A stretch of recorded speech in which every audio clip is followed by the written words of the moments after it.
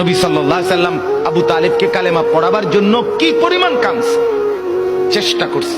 শেষ মুহূর্তে বলছে, চাচা চাচা কালেমাটা পড়েন না চাচা। বলছে, না, মানুষের কাছে বেইজ্জতি হব, পড়বো না, মানুষ লজ্জা দিবে।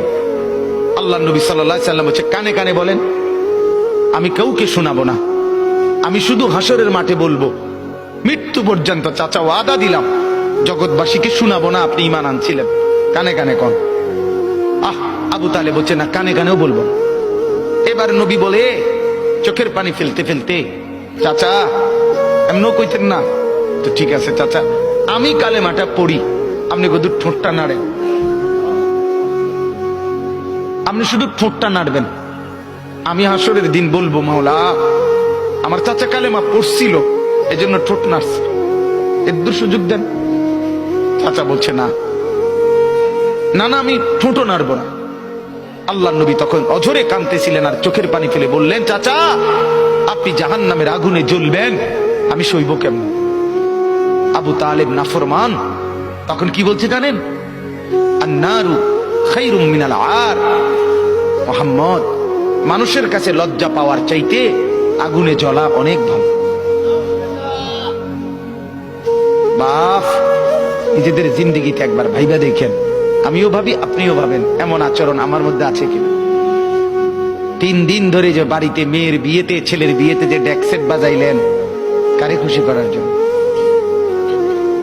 হ্যাঁ, 1 লক্ষ টাকার গেট, এরপরে গায়ে হলুদের এই নগ্ন অনুষ্ঠান কার জন্য করলেন? বেড়া বেড়ি সব, যুবক যুবতী সব একই মাইক্রো প্রাইভেট কারের ভিতরে যাতাযাতি করে বহাইয়া একখান থেকে একখানে নিলেন, কার জন্য?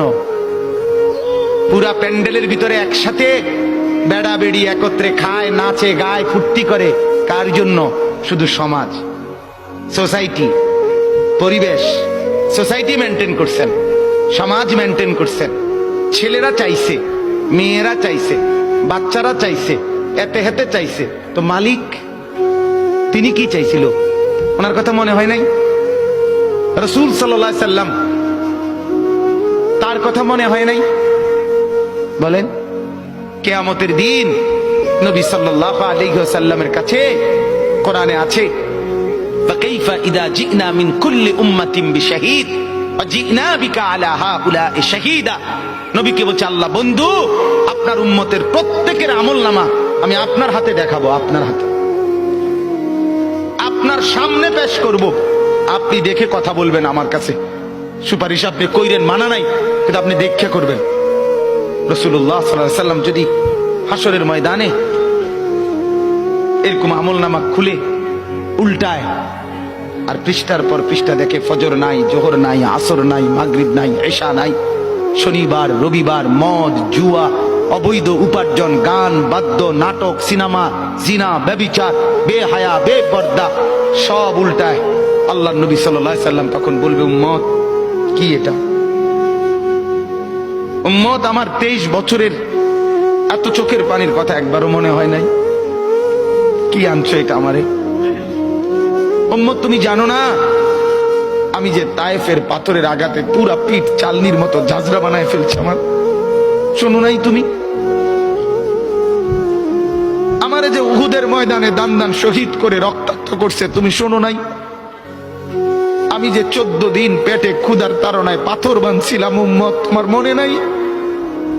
একবারও শোনো নাই আমার ক্ষুধার কষ্ট, আমার পিঠের ব্যথা, আমার দাঁতের ব্যথা, আমার কাঁধে 2টা কড়া ঢুকে গেছে? উম্মত, আমার ঘরে 3 মাস আল্লাহর নবীর স্ত্রী আয়েশা বলছে, আল্লাহর কসম উম্মত, নবীর স্ত্রী বলছে 3 মাস 3টা চাঁদ উঠছে ডুবছে, রাইনা হেলালান সুম্মা হেলালান সুম্মা হেলালান, 3 চাঁদ 3 মাসে নবীর 9 জন বিবির কারো ঘরে আম্মা জান আয়েশা বলে 1 ফোঁটা চুলায় আগুন জ্বলে নাই।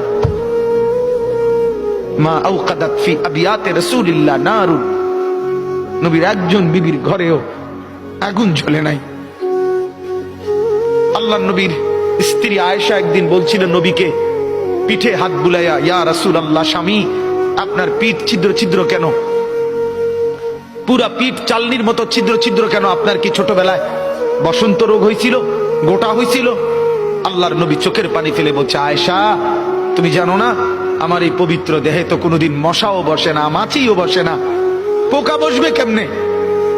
আমার পবিত্র দেহে তো হাঁটলে মেশকের গ্রান বের হয়, আমার পেশাব পায়খানাও তো কোনোদিন জমিনের উপরে 1 সেকেন্ড থাকে না, মাটি ফাঁক করে ভেতরে নিয়ে যায়, সেই আমার গায়ে গোটা হবে কেন? আয়েশা এগুলো আমার তায়েফের পাথরের আঘাতের রক্তের দাগ।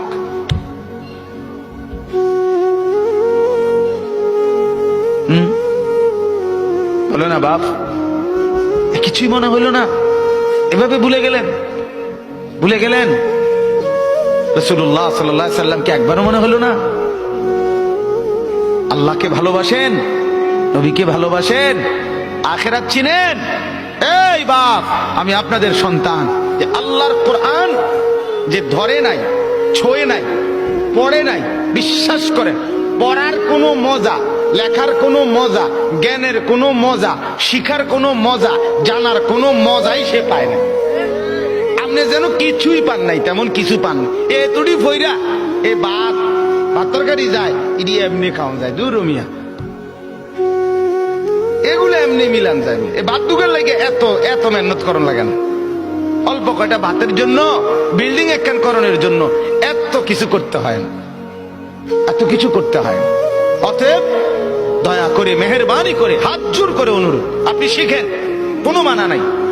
আপনি বৈশ্বিক সব পড়া পড়েন, আপনি সব শিখেন, কিন্তু তার উপরে আল্লাহর কোরআন রাখেন, রাসূলুল্লাহ সাল্লাল্লাহু আলাইহি সাল্লামের সুন্নাহ রাখেন, দিন শিখেন, আল্লাহর কোরআন একটু একটু করে পড়তে শেখেন। আল্লাহ তাআলা আমাদের প্রত্যেককে তৌফিক দান করেন। নিয়ত করেন যে কোরআন পড়বেন ইনশাআল্লাহ।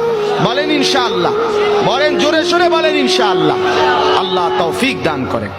একজন যুবক, আমার বাপ, আবারও বলছি, আবারও অনুরোধ করছি, জীবন শোনাটা, আল্লাহর কথা শোনাটা খামখেয়ালি বানায়েন না। ইডি হুজুররা কয় মাইতো নাই তান কইবই, আপনি আমি শুনলে শুনলাম, না শুনলে না, না না না, তা খামখেয়ালি না, খামখেয়ালি না। ও চিরেই আপনিও কবরে যাবেন, আমিও কবরে যাব, ঠিক কিনা বলেন না কেন? খুব দ্রুত। আল্লাহ তাআলা আমাদের প্রত্যেককে তৌফিক দান করেন।